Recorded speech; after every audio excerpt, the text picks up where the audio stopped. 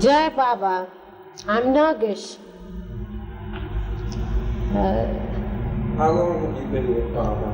I met Baba in 1926 when I was 4 years old. I still remember exactly how Baba looked. Could you tell us a little bit about the room that we're in right now? Yes, Baba came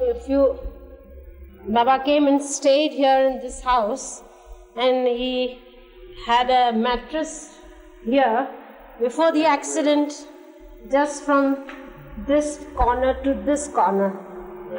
And before the accident, he always slept on the floor on the mattress. He never slept on the bed if he went to visit any place. So he stayed here for 2 days and gave us the order that my altar should be right here in the corner. Baba's photo should be kept here always.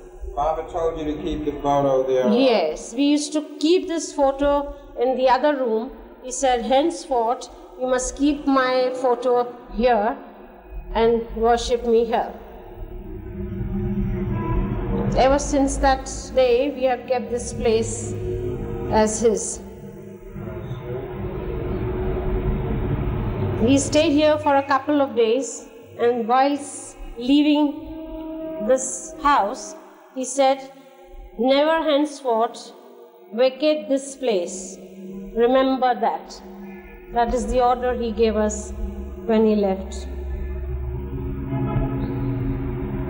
Is there anything else about this room? You say Baba slept right on the floor? Was it the concrete here? No, on the mattress, on the floor, but he never used to sleep on bed at that time, before the accident. What else occurred in this room with Baba?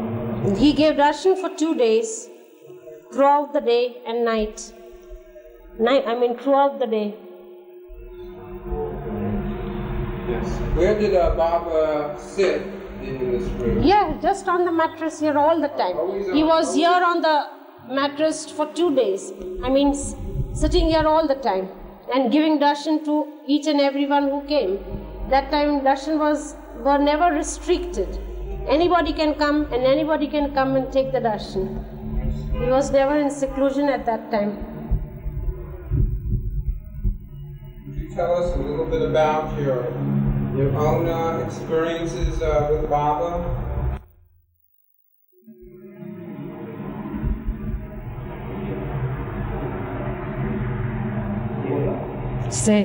All right.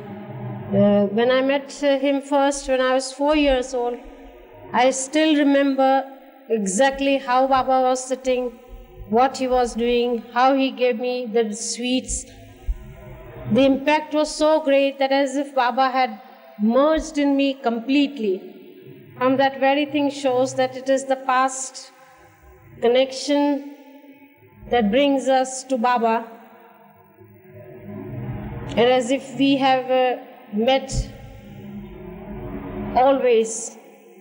It was nothing new to us. Nothing new to me. It looked as if that we had been with one another for ages and ages. That was the impact I still feel. Now I'm 49, but that moment is still with me and as clear as anything. Impact as well as the feeling. After that, I don't remember anything for years. But that first incident is as clear as anything. He gave me order to come to Panchgani in March. I was schooling, so March, April, we have holidays. So I joined him in 1938 at Panchgani. He was staying in a bungalow called Dilkush. A very few intimate Mandali was there at that time. Nobody had joined Baba. Only Mehra, Mani, Naja, Rano, Khorshid, Masi. It is after this Dilkush period that all others joined Baba. We had a wonderful time in Dilkush.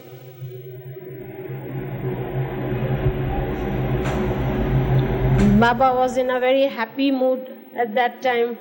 We used to play even dumb charades, and he used to act in it. And all together, the time was really wonderful. Though he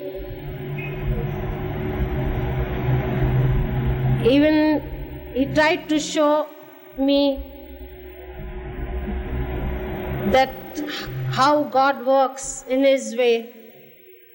Being a child myself, I did not understand, but he tried to teach me, telling me little incidents in life. Once there was a telegram that a very near Baba lover was very, very ill and had a temperature of 5 to 6 degrees. The same night, Baba had temperature of 6 degrees and he suffered all night. And next morning when he is awake, his fever is gone. And he tells me that, look, I suffer for my lovers. I took up his fever and my lover is well. And I suffered for him. That is how I suffer for my loved ones.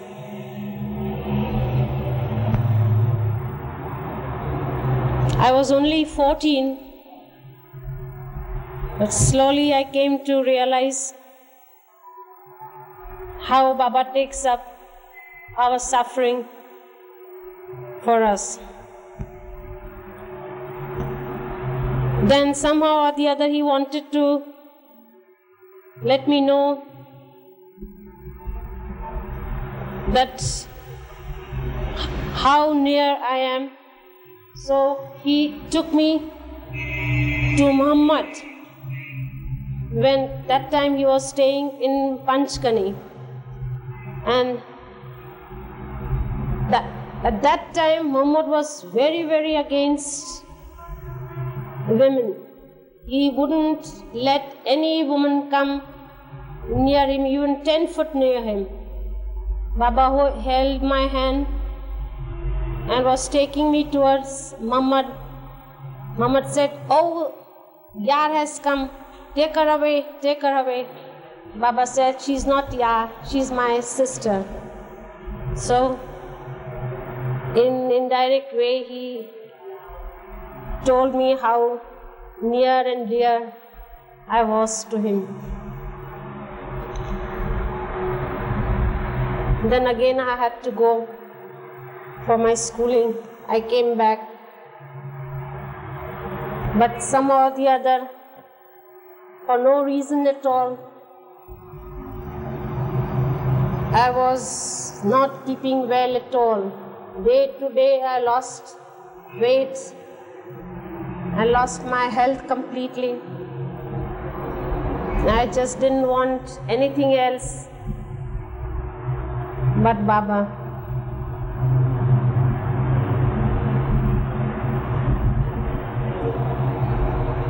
I used to come and go more often to Baba than stay here. Then on his own, he called me. I was very, very fond of studying. I wanted to study very much. I had brains to learn. And in Bangalore, when Baba went, I do not recall exact year, in the links, he said, "You come and stay with me. You can do the schooling in Bangalore. I'll teach you, I'll send you to school. You come and stay with me." I did for a few months. There was no question of going to school or anything.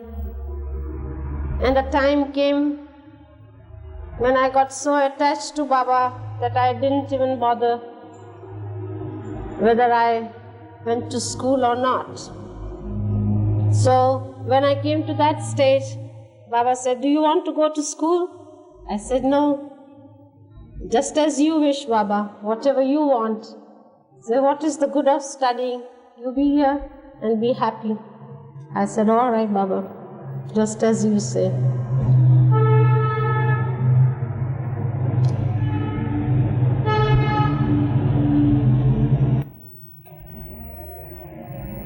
I was not keeping very good health, but somehow I was not at all paying attention to it, and I was quite careless about it. So one day I just tried to shift something, and at that very moment Baba came, and he got so very annoyed that, "Why did you do this? Why did you do this?" All the time he was very, very angry with me. "Why did you shift this bed? Why did you shift?" I said, "I didn't do anything, Baba. I just gave a little push." "Why did you do it?" That he went on for almost an hour or so. He said, "You should not do it. Why did you do it?" "Baba, nothing has happened. Baba, I'm perfectly all right. But still, why did you do it?" And within a week, I was talking to Mera sitting on a bed, and for no reason at all, I have no idea what happened, I just fell on the bed and collapsed completely. For hours together, I have no idea what happened, and I still do not know, but I was not conscious for hours. I was shifted from one room to the other room. All male Mandali were called, and they just held me lightly, and Baba held my head and shifted me in another room and kept me on bed. On that day, Baba sent a telegram to my parents. Nargis' condition is very bad. She might not survive.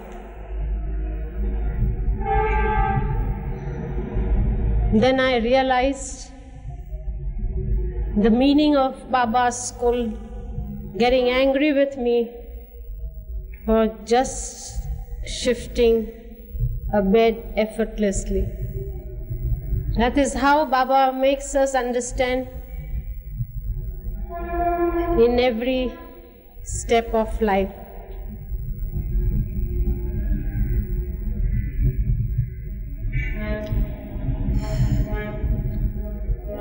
Stop. From Bangalore we came to Meherabad, and from Meherabad Baba sent me to Bombay to consult a specialist, Dr. Koyar. His fees were exorbitant, and it was something impossible that I could ever afford. Though Baba had said I'll spend every penny, I was very, very sensitive about it. But Baba, for individual, for their own experience, he shows miracle every step of one's life. The man who charged so exorbitantly from each and every one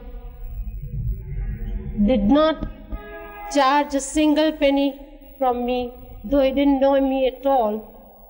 He says, "How can I take from you?" Just like that. Then we realize what Baba does for us. He must have given me a treatment worth thousands of rupees without exaggeration, and he had not charged a single penny. And even the tonics that he prescribed, he would take it from his samples and give it to me. That also I didn't spend. That means I did not spend a single penny, which Baba himself volunteered to spend. And I was extremely sensitive that we should do something for Baba. And why should Baba do something for us? Little realizing what he wants us to do. Whatever we feel sensitive or whatever we do not like, he makes us do it and undergo certain things. That is the training of his.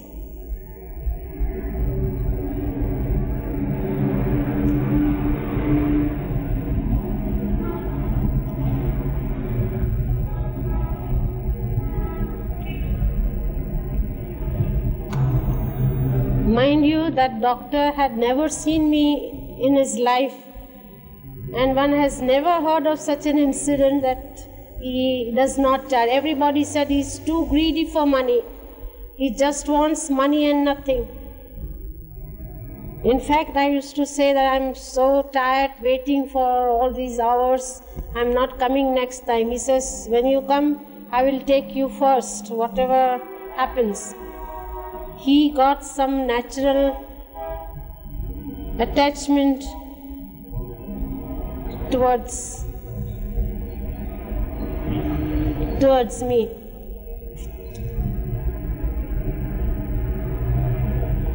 If Baba wants to do something, how he does it in his own way, that was a real good lesson to me.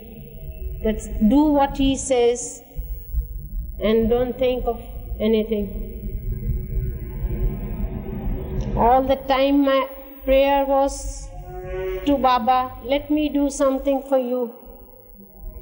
I asked nothing from you. But in fact, in all my life, he gave me everything. And I feel that I could hardly do anything for him.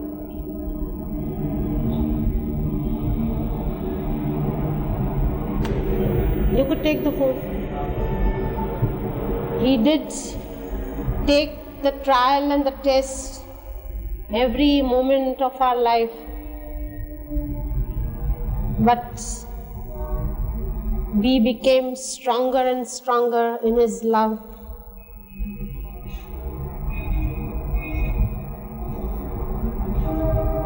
The time had come after years of suffering.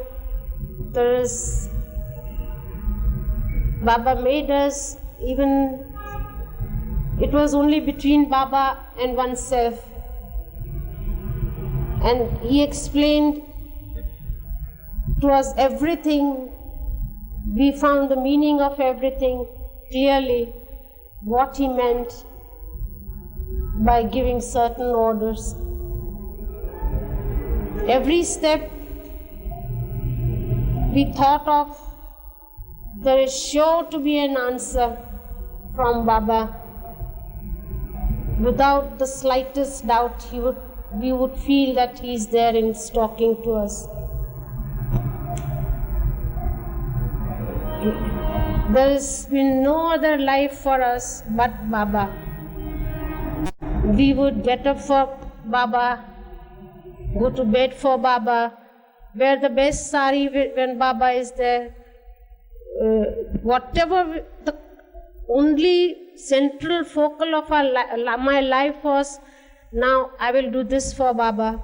Now when I go to Baba, I shall wear this. When I have this, when I will go to Baba, I will do this.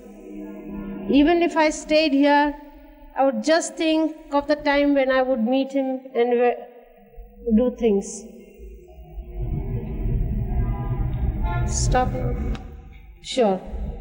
Even today, it is the same thing. Baba told us all the time, life is illusion. He made us realize that it is illusion. But we didn't know. We did think that it is an illusion. But actually I didn't feel the illusion. The moment Baba dropped his body, that very moment I felt the whole thing is illusion and Baba is the only real thing in life. Actually, it is like seeing a picture now. The whole world and everything around me is 100% felt as an illusion. No attachment whatsoever, but just love. 100% love for Baba and for the lovers of Baba also. Absolute, complete detachment from everything. Okay, so I had lost my mother and my sisters had already married, and Papa had a wish that I should get married too. So in order to please him, Baba said that I should get married. Somehow I could not get attached to anyone. And the moment I thought of getting married, I felt very upset. Still he went on. Baba, whenever he saw me, he said, "Come on, hurry up. When are you getting married?"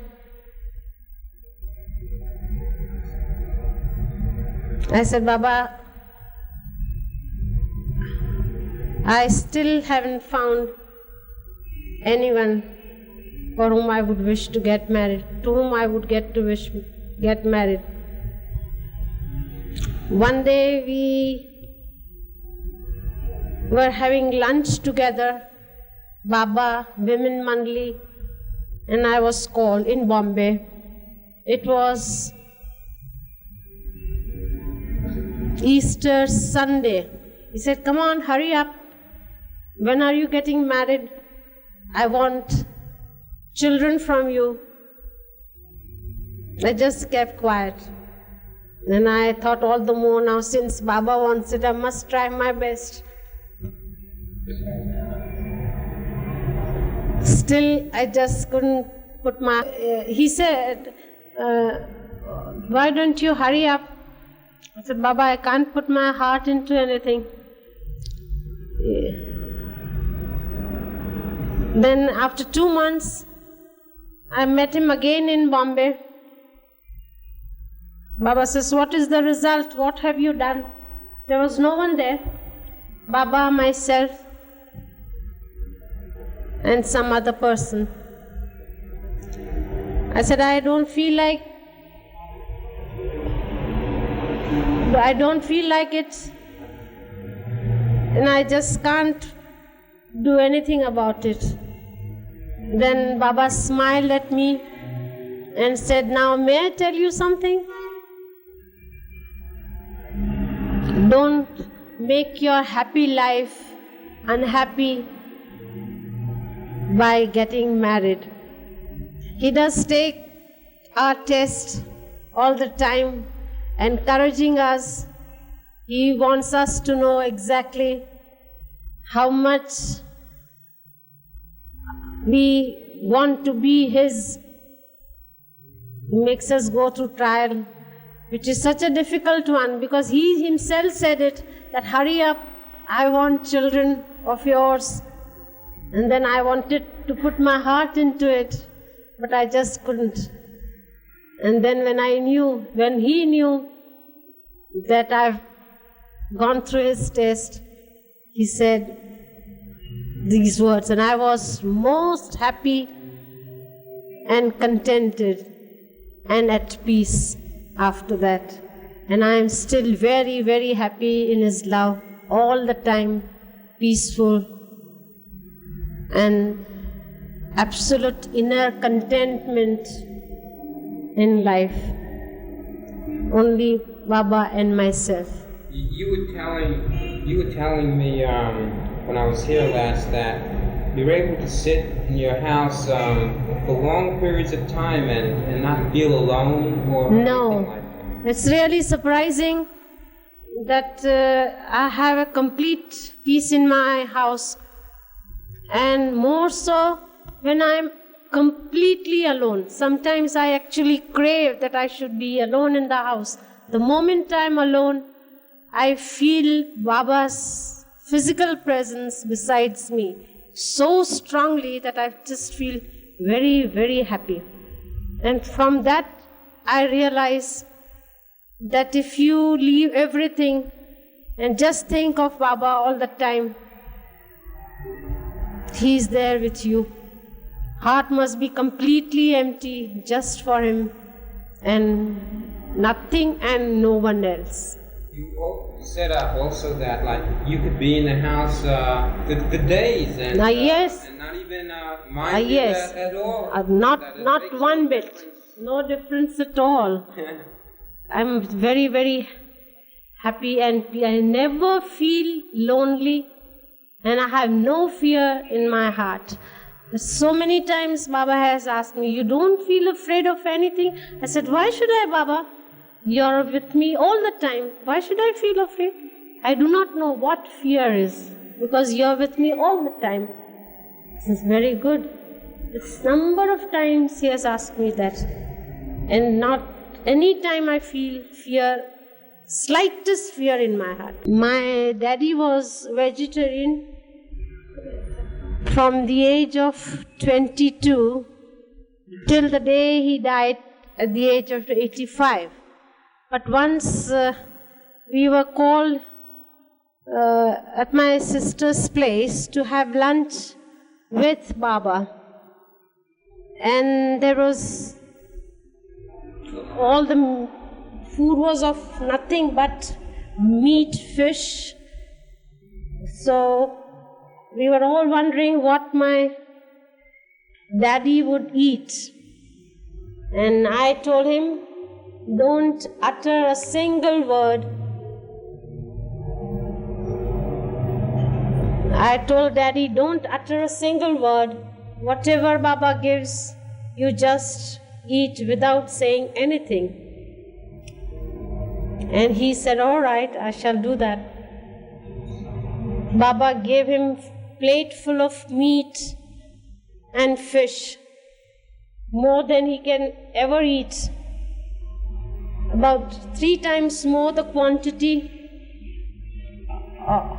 that he ever ate. And he finished everything.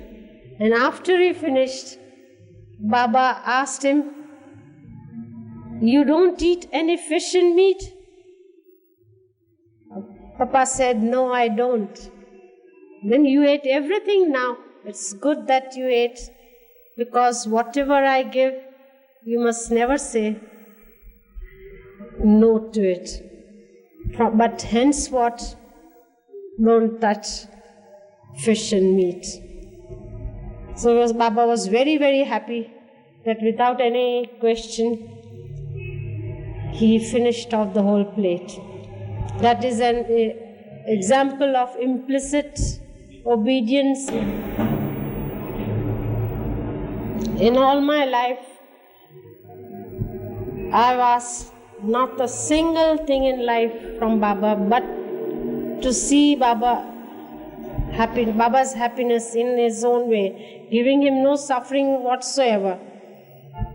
But instead, I saw nothing but him suffering all the time for us. It's too much